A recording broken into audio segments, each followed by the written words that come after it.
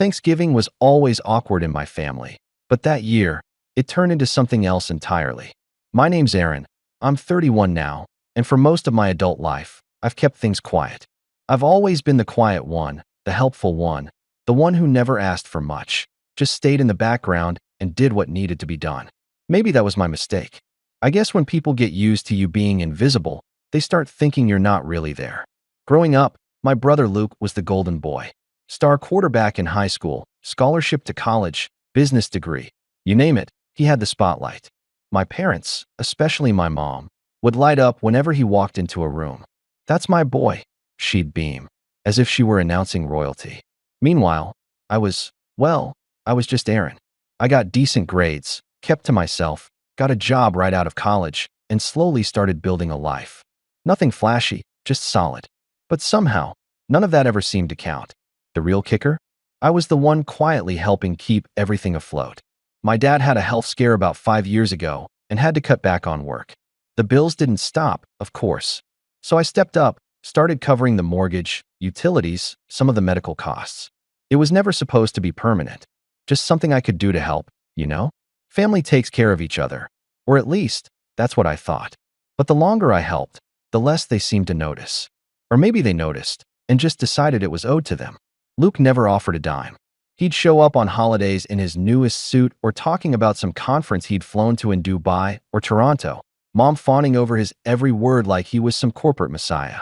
Dad would just nod along, sipping his whiskey, never saying much. And me? I'd usually be in the kitchen, checking the oven, bringing out dishes, helping clean up after. That Thanksgiving started like all the others. I got there early to help Mom prep, even though she barely acknowledged me when I walked in. "The potatoes need mashing," she said by way of greeting. No hug, no smile, just directions. I nodded, as always, and got to work. Luke showed up an hour later with a bottle of wine and a new girlfriend, someone named Danielle who barely looked old enough to drink. Everyone oohed and awed over her while I set the table, ignored in plain sight. Dinner was the usual routine of Mom bragging about Luke's latest big moves, and Luke acting like he invented the concept of work. Danielle laughed at all his jokes, loud and forced, and I just sat there, cutting my turkey into smaller and smaller pieces, chewing slow, staying quiet. Until the conversation shifted. It started with something harmless. Mom mentioned how it must be nice to live alone, implying I had it easy. I made a small joke, said something like, "Yeah, the mortgage fairy sure helps with that," just trying to brush it off. But then she gave me this look, cold and sharp, and said, "You know, Aaron, you've always acted like you're doing us some huge favor. You're not. You're just a burden, always have been." The whole table went silent for half a second. I actually blinked, thinking I'd misheard her. But before I could say anything, Luke chuckled, shook his head, and added, "At least I make this family proud." There it was. That line. That gut punch. Something about the way he said it, so casual, like it was a universally agreed upon fact, like I should already know and accept it. It just made something in me go still. I put down my fork, slowly, pushed my chair back, and stood up. I didn't say a word, didn't throw a fit, didn't even look at any of them. I just walked out, grabbed my coat, got in my car, and drove home. I remember the drive was weirdly quiet. I didn't even turn on the radio. My phone buzzed once or twice, probably text from Mom asking where I went, or maybe Danielle trying to smooth things over. I didn't check. I just drove in silence, parked, went inside, and sat on my couch for a long time, thinking. I thought about every bill I'd paid, every quiet sacrifice, every time I'd been there when they needed something, rides, groceries, last-minute repairs. I thought about how not once had I ever been thanked. Not once had anyone said, "We appreciate you." Instead, I got called a burden right after peeling potatoes for 3 hours and covering their mortgage again. For a while, I wasn't sure what to do. I was angry, yeah, but more than that, I felt numb. Like I just realized something I should have known a long time ago. They didn't see me as part of the family. They saw me as a tool, a utility, a wallet with legs. So I stopped. Cold turkey. No more payments.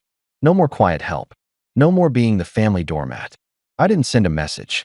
I didn't explain. I just let it all go, turned off the autopay, deleted the bill reminders from my calendar, and went about my life. Weeks passed. Then, one afternoon, my phone rang. It was Dad. He never really called me. Even growing up, he'd let mom handle most things. So when I saw his name pop up, I hesitated. But I answered. Hey, Dad, I said. His voice was stiff, annoyed. Aaron, he said, why is the mortgage unpaid? I didn't miss a beat. I just leaned back in my chair and said, ask your pride and joy. Then I hung up. And that was when things started unraveling. After that call, the silence was deafening and telling. Nobody reached out. Not Mom, not Luke, not even with a half-hearted, hey, you okay? It was like they expected me to crawl back the moment the consequences hit. Like my absence was just a tantrum. Temporary. They didn't understand yet. But they would. 2 days after Dad called, I got a text from Mom. No greeting, no context. Just, we need you to sort out the mortgage before it affects our credit. Don't be childish. Childish. That was the word she chose. Not, we're sorry, not let's talk. Just a command, cold and clipped.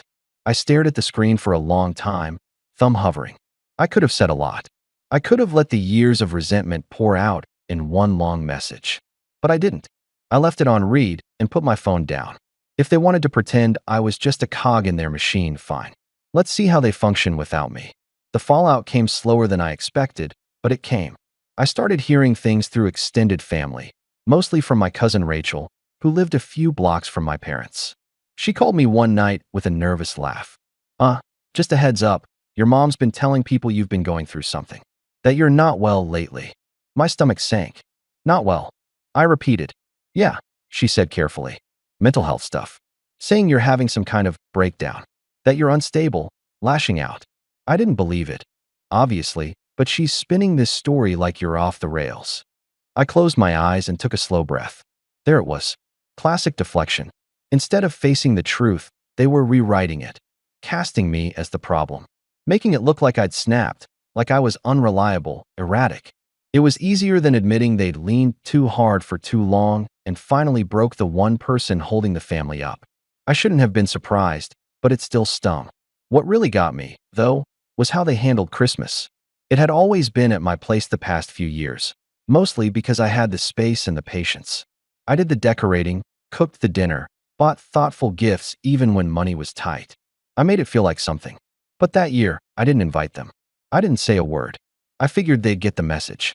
Instead, they held their own gathering, without telling me, and posted a bunch of smiling group photos on Facebook. Luke grinning next to Mom. Danielle holding a glass of wine by the tree I bought them last year. The caption read, "Grateful for family.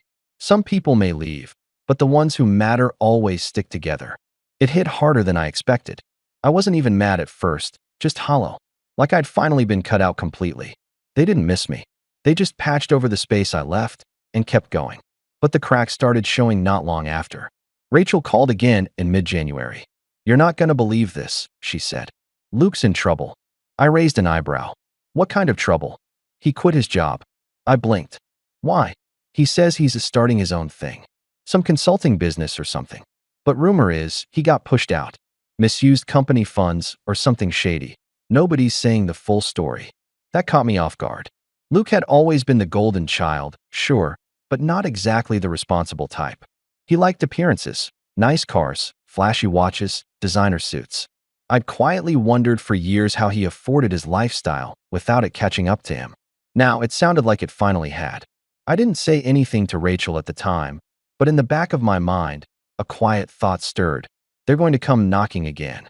And they did. It started with a long message from Mom, unusually sweet, almost performative. "Hey honey, I know things have been tense, but family is forever. We all say things we don't mean sometimes. Can we talk? Maybe have dinner soon? I'll make that roast you like." I didn't reply. 2 days later came another message, this one from Dad, clipped again. "We're going through a rough patch. Mortgage is 2 months behind now. Your mother's upset. Can you please help us out, just this once?" I stared at my screen and just laughed. Just this once? I'd been helping out for years, silently, without thanks, without recognition. And now, after being called a burden and cast aside like some bitter embarrassment, they wanted me to step in again, just this once. What struck me more than anything was how little they seemed to understand what they'd done. To them, I was still the fallback plan, the quiet one, the helper. They didn't realize that the silence wasn't temporary, that I wasn't coming back. Still, They kept pushing. Luke called one night. I didn't answer, so he left a voicemail. I listened to it once, then again, just to be sure I heard what I thought I did. Hey, Aaron. Look, I know things got out of hand, but, you've always been good with money. And I've got this business idea that could really take off. I just need a little startup capital. Thought maybe you'd want in on the ground floor. Like an investment. Win-win, you know. I sat in stunned silence. It wasn't even an apology. Not a real one. Just a pitch. Like I was a venture capitalist, not his brother. Like he hadn't laughed in my face at Thanksgiving while I quietly carried the weight of his parents' financial stability. Something in me shifted after that call. I'd been quiet, but it wasn't just about hurt anymore. It was about clarity. I saw them now for what they were, and more importantly, what I wasn't to them. I wasn't family. I was a resource. And the moment I stopped being useful, they rewrote the story to cast me as the problem. But now I wasn't just done. I was done playing nice. And that's when I started making a plan. I didn't rush the plan. I'm not the dramatic type. I've never been the one to yell, to throw things, to storm out and demand people see my worth. No, I preferred quiet exits, silent steps, and then letting the silence speak for itself. But when someone tries to make a villain out of you just because you finally stopped bleeding for them, it starts to dig at something deeper. You start realizing that silence alone won't do it. Not this time. The betrayal, the one that changed everything, came about a week after Luke's voicemail. I was at work, sitting at my desk going through reports, when I got a call from an unknown number. I almost let it ring out, but something told me to pick up. Aaron Miller? The voice asked. Male, polite, but firm. Speaking. This is Kevin Brooks with Lakeshore Lending. We're calling to follow up regarding your recent mortgage application. I froze. I'm sorry, what application? The man paused. I heard the rustling of paper. This is the application submitted on January 11th. For a new loan on 324 Linton Avenue. That's your listed residence, yes? I leaned back slowly in my chair, the air feeling thick around me. That was my address. My house. Hold on, I said, trying to keep my voice steady. I didn't submit any application. More silence. Then Kevin asked, carefully, you didn't authorize Luke Miller as a co-signer on this application? My stomach turned. No, I did not. I asked him to send over the documentation. He agreed. I hung up and sat there, stunned, staring at my desk without blinking. 10 minutes later, the email hit my inbox. Attached was a scanned PDF, and when I opened it, my name and information were all over the loan documents, along with Luke's. Forged signature. Forged income statement. He even submitted my bank information, accounts I hadn't shared with anyone in years. And most insulting of all, the intended use of funds box had been checked as capital for family business venture. I saw red. He didn't just try to use my generosity. He tried to steal from me. He tried to put my house up to fund some doomed idea. The same house I worked overtime to afford.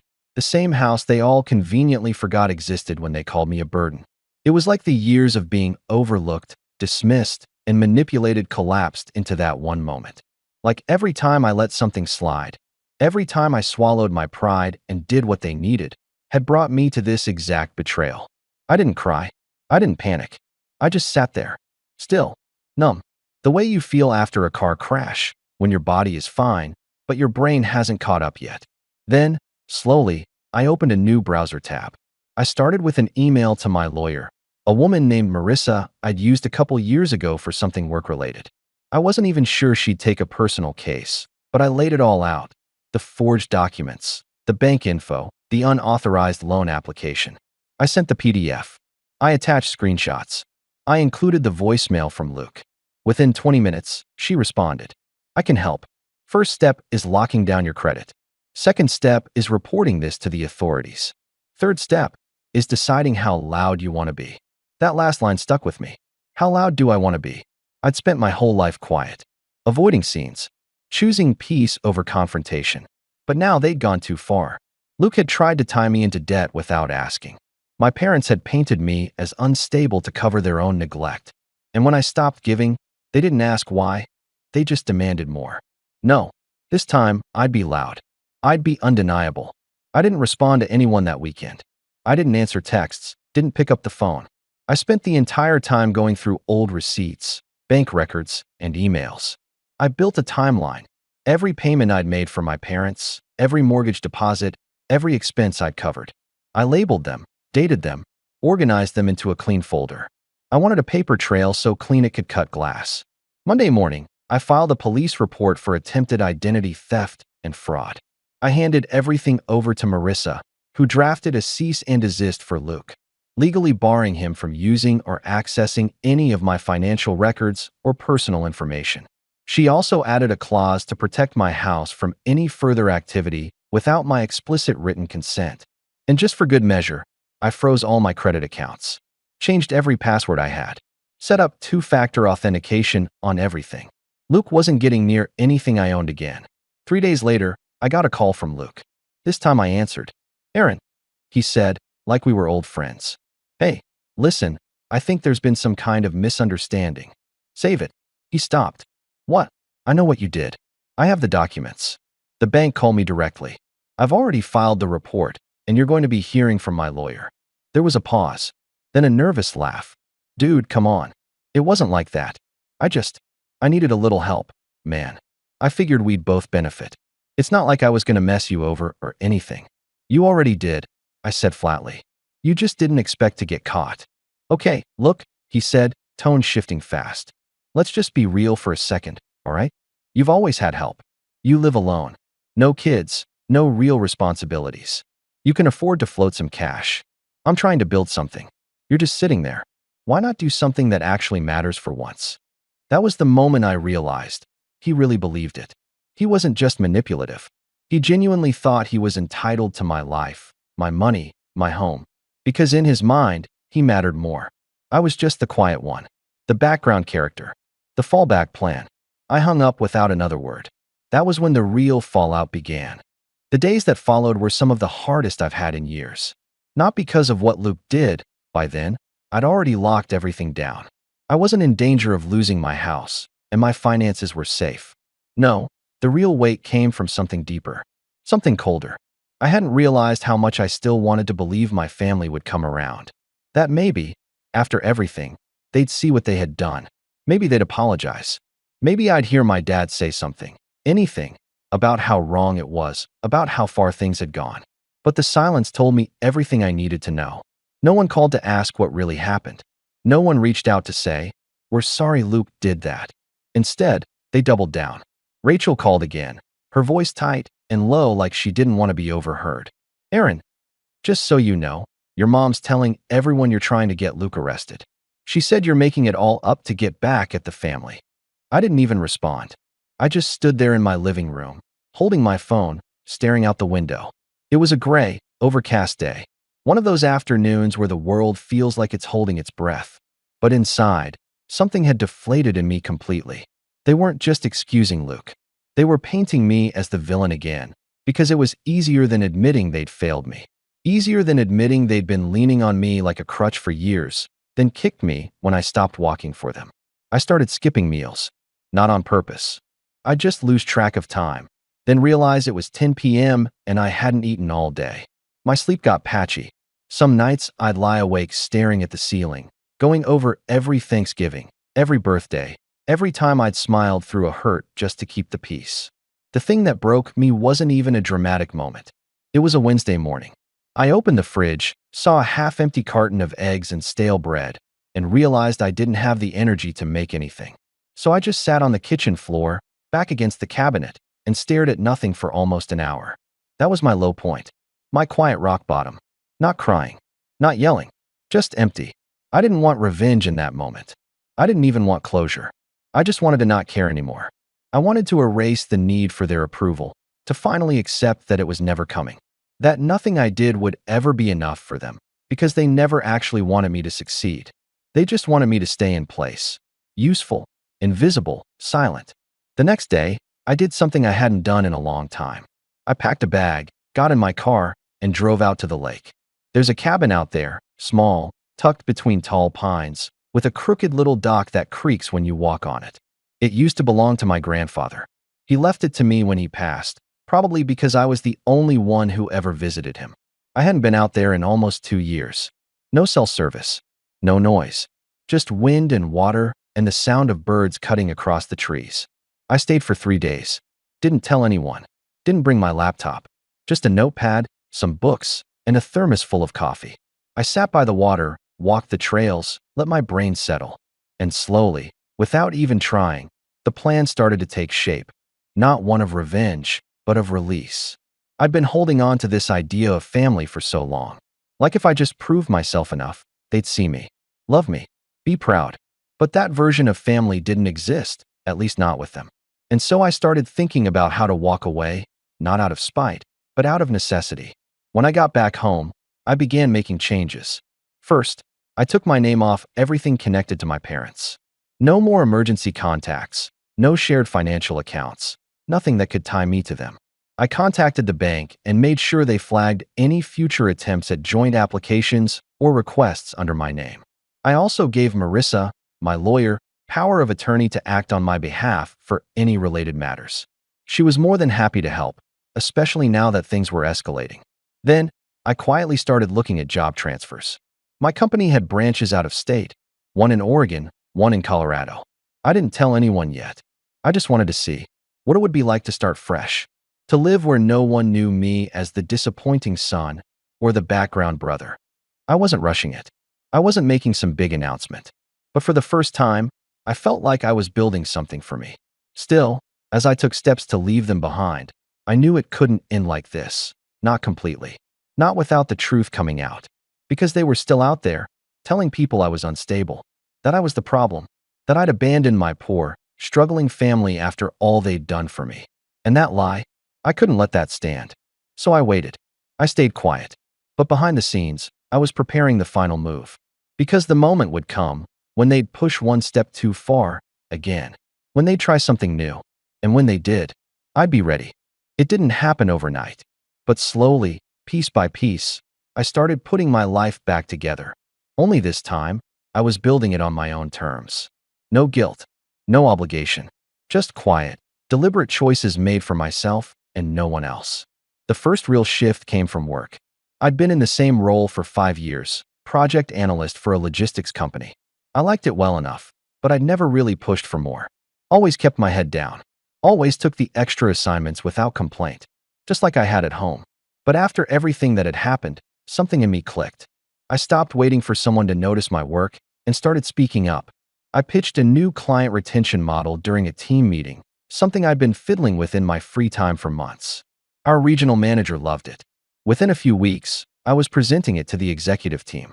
A month later, they offered me a position in their new office in Portland, Oregon, a bump in title, a bump in salary, and best of all, a relocation package. I didn't say yes immediately. Not because I wasn't interested, I was. But I needed to know I was doing it for the right reason. I spent a weekend walking through my apartment, touching every drawer, every photo frame, every quiet reminder of who I used to be. The son who paid and stayed, waiting for some ounce of appreciation that never came. And by Sunday night, I opened my laptop, drafted the acceptance email, and hit send. Just like that, I had a fresh start. I sold my house within 3 weeks. It went for above asking price. The market was hot, and I'd taken care of the place better than most. I didn't tell my parents I was moving. Not that it mattered. The only time I'd heard from them since the fraud incident was a vague, passive-aggressive voicemail from Mom. "Hope you're happy now. Your father's blood pressure's been through the roof. We'll just have to figure things out without you." I deleted it without responding. The move itself felt surreal, like I was shedding skin. The drive up the coast was long, but oddly peaceful. 700 miles of fresh air and distance between me and everything that used to drag me down. The Portland office was modern, bright, and full of people who didn't know a thing about my past. I wasn't the quiet one here. I was the guy with the retention model that saved the company $1.2 million in Q2. People asked for my opinion. My manager looped me in on high-level meetings. I started mentoring new hires. For the first time in my adult life, I felt seen. And with that visibility came leverage. I started a side hustle, something I'd been thinking about for a while. I built a website that helped small businesses automate their delivery logistics using simplified tools I'd developed over the years. I didn't expect much from it, but within 6 months, I had a dozen clients and more than enough extra income to feel the weight of financial fear lift entirely off my shoulders. I joined a hiking group, started seeing a therapist, Took a pottery class, of all things. I wasn't trying to find myself. I was just finally giving myself permission to be something beyond what my family told me I was. And with each step, my confidence grew. But so did my clarity. The more distance I gained, the more obvious the pattern became. My parents weren't just toxic, they were dependent on controlling the narrative. As long as I was quiet, they could paint themselves as the loving, self-sacrificing parents who were being mistreated by their ungrateful son. Luke was the success story. I was the failure who got weird and distant. But what they didn't know, what they couldn't possibly predict, was that I'd been documenting everything. Emails, voicemails, bank statements, text messages, all neatly organized in a cloud folder. And with my lawyer's help, I'd filed a civil complaint for attempted fraud and identity theft. It was slow-moving, legal stuff always is, but it was real. And eventually, Luke would be served. But that wasn't even the part that excited me anymore. No, what I was really waiting for was the moment they'd try to rope me back in again. Because they would. People like that always do. They'd wait until the financial strain hit again. Until Luke's next big venture failed. Until Dad's blood pressure became more than a voicemail weapon. Then they'd reach out, full of syrupy apologies and desperate charm. And this time, I wouldn't just ignore them. This time, I'd answer. But not as the silent son they used to rely on. Not as the fallback plan. I'd answer as the man who no longer needed them. Who had built his life up from their rubble and stood taller than they ever expected. And I wouldn't just walk away. I'd burn the bridge they built. But first, I waited. And as I waited, I got stronger. Because sometimes, the best revenge isn't about what you do. It's about who you become. And I was becoming someone they would never recognize. Or control. And they had no idea what was coming next. It was early spring when the opportunity finally came. Not with a bang, but with a casual email buried in a pile of spam. The subject line read, Miller Family Mortgage, Urgent Inquiry. At first, I thought it was junk. I almost deleted it. But then I saw the sender, an assistant manager from a small regional bank back home. That got my attention. I opened it, read it twice, then sat back in my chair, quietly stunned. The message was short. It said there had been a delinquency reported on a property I had previously been associated with, and they were reaching out because my name had been listed as a prior financial contributor on the account. The address was familiar, my parents' house. The same one I'd paid the mortgage on for years. The same one I'd stopped paying after Thanksgiving. I called the bank directly. The woman who answered, polite but clearly overworked, confirmed what I suspected. The house was in pre-foreclosure. Payments hadn't been made in over 4 months. The balance had ballooned with late fees. She asked if I had any intention of assisting in bringing the loan current. I smiled and said no, but I might be able to help in another way. Because that email? That wasn't just a warning, it was a window. A small crack in the wall they'd tried to build without me. And behind it, I could see everything starting to crumble. I reached out to Marissa the same day. She pulled the public records and confirmed the foreclosure notice had been filed. Even better, the bank had sent multiple notifications, which meant the clock was ticking. The property would be listed for auction within 60 days. And that's when it clicked. They were going to lose the house. The house they always said would be passed down to Luke someday. The house Mom had once called our legacy. The house I kept afloat for years while they treated me like a live-in ATM with no emotional value. And now, it was about to be taken. Unless someone stepped in. Unless someone bought it. That's when the idea began to grow. It started as a flicker, a petty thought, a quiet what if. But the more I thought about it, the more I realized it wasn't about revenge anymore. Not entirely. It was about closure. About taking back something they'd always dangled over me like a prize I'd never earn. And this time, I wouldn't just earn it. I'd own it. I had the means. Between my new salary and the steady income from my side business, I was in the strongest financial position I'd ever been in. I reached out to a realtor friend in Portland, explained the situation, and asked if she could help me quietly monitor the foreclosure process. She was curious, maybe a little concerned, but agreed. Then I dug deeper. Rachel, bless her soul, still kept in touch. She didn't know the full extent of everything. I didn't want to drag her into it, but she knew just enough to keep me updated. One night, she called and told me something that made the entire picture snap into focus. So, Luke's back living with your parents, she said. His startup's gone. Danielle left. Apparently, he was borrowing money from everyone, friends, old coworkers, even mom and dad. They're broke, Aaron. I leaned back in my chair, nodding slowly. Are they selling anything? Not yet. But your mom was at church last weekend whispering about needing a miracle. Whatever that means. I thanked her, hung up, and sat in the quiet for a long time. It was time. I contacted a local investment group that specialized in acquiring distressed properties. I didn't use my name, just a shell LLC I'd set up months ago for tax purposes. Marissa helped with the paperwork. The plan was simple. When the house went to auction, my group would bid. Discreetly, quietly, and when the dust settled, I'd be the owner. But that wasn't all.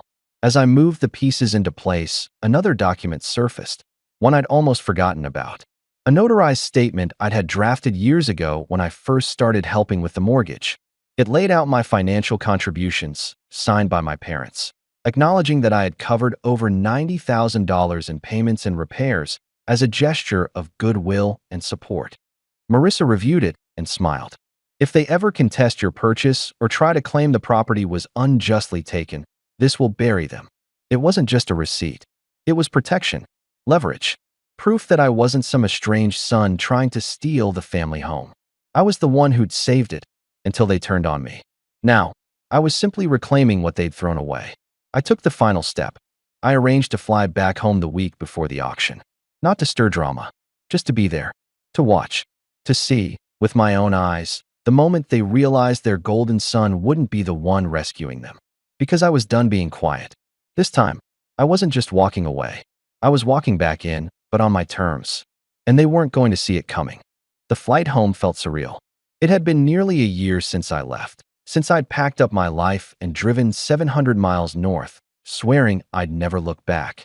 Now, here I was, sitting by the window of a half-empty plane, watching the city I'd outgrown creep back into view. But I wasn't the same man they remembered, and I wasn't coming back to make peace. The auction was scheduled for 10 a.m. on a Thursday morning.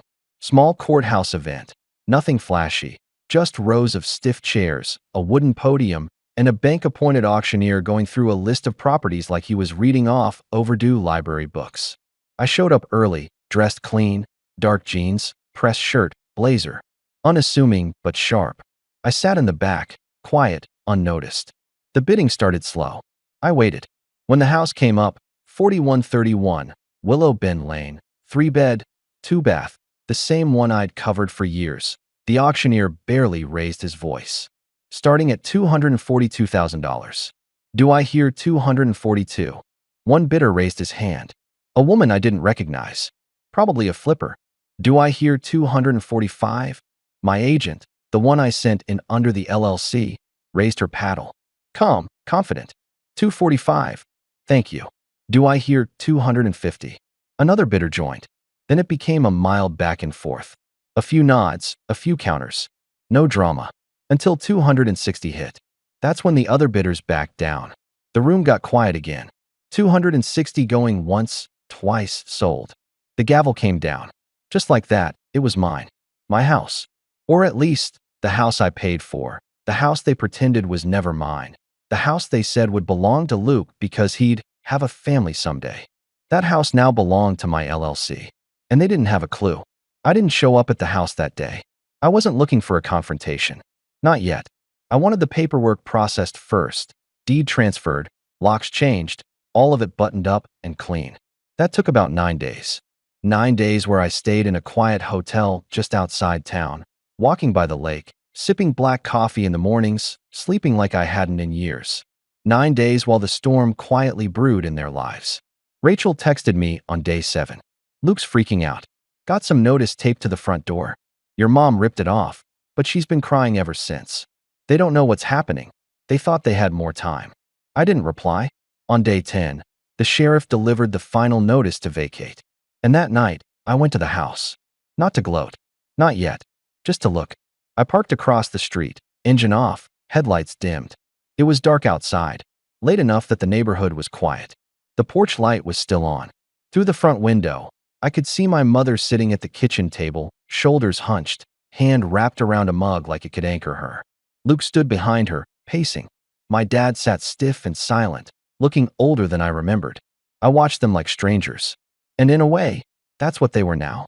They had no idea they were sitting in my house. The next morning, my property manager hand-delivered the final document, a formal notice of ownership and intent to renovate the property, effective immediately. Inside was a personalized letter, carefully worded by my lawyer. It read, "This property is now under new ownership. All prior occupants must vacate by Friday. There will be no further extensions and no exceptions. We recommend securing alternate housing immediately." It was signed by me, not as Aaron, but as the managing partner of the LLC. I didn't plan on seeing them, but fate, or karma, had other ideas. The following day, I was walking out of a bakery downtown when I saw them. All three of them, Mom, Dad, Luke, standing outside a bank across the street, huddled together like a storm-battered flock. Mom looked pale and frantic. Dad was rubbing his forehead. Luke was on the phone, barking into it, red-faced. I don't know if it was the bank denying them another loan or the landlord of whatever rental they were begging for, but they looked completely untethered. For the first time, they looked like the ones who didn't belong. I stayed across the street. I didn't wave. I didn't approach, but I did make eye contact with my mother. For one long second, she froze when she saw me. Her lips parted like she might say something, but she didn't. She just stared, as if she wasn't sure if I was real or some ghost from a past she'd never imagined would come back with power. I held her gaze, gave her the smallest nod, then turned and walked away. That night, I got a text. It was from a number I didn't recognize at first, but I knew the tone instantly. "Why are you doing this to us? We're still your family." I didn't reply right away. I let it sit. Then, after a full day passed, I wrote back, "No, you were my family. And then you showed me what that meant to you. This is me finally listening." They never responded. 2 days later, they were gone. No forwarding address. No farewell. The house was empty. And for the first time in years, so was the weight on my chest. I walked through the empty house the following week. It was quiet, eerily so. The kind of quiet that clings to walls after years of noise and memories. But this time, the silence didn't sting. It felt clean, like the end of something heavy. The kitchen still smelled faintly of cinnamon and old coffee, even though all the furniture was gone. They'd taken what they could. The table, the cheap art on the walls, the old recliner in the living room that Dad used to doze off in every night. But they left behind the photos. Faded school portraits of Luke. Graduation shots. A family Christmas picture from 15 years ago, where I was half cut off on the side of the frame. I found a dusty shoebox in the back of a closet with my name on it. Inside were childhood drawings, a couple of old report cards, and one wrinkled thank you note I'd written my mom in 3rd grade after she packed my favorite lunch. She'd kept it, apparently, or maybe she just forgot it was there. I didn't take it with me. I left it in the box. Because that version of me, the one who craved their love, who tried to earn a place at the table by paying the bills and swallowing the insults, he didn't live here anymore. I closed the box, and then I locked the door. Word got around. I didn't spread it. I didn't need to. This town ran on whispers and backyard fences, and it didn't take long for people to piece together what had happened. Rachel told me that my mother started telling people I'd tricked them, that I'd stolen the house while they were vulnerable. But the truth had receipts, bank notices, court filings, a paper trail so long and sharp it cut through every lie they tried to spin. And the best part? It wasn't just about the house anymore. Luke's fraud case moved forward. The forged loan documents, the identity theft attempt, it all caught up with him. My lawyers submitted everything to the authorities. The investigation was quiet, but thorough. A few months later, I got a message from the county clerk's office. Luke had taken a plea deal. Fines, probation, and a permanent mark on his record. Nothing dramatic, no orange jumpsuits or breaking news. But it would follow him for the rest of his career. The golden boy had finally learned what it meant to fall.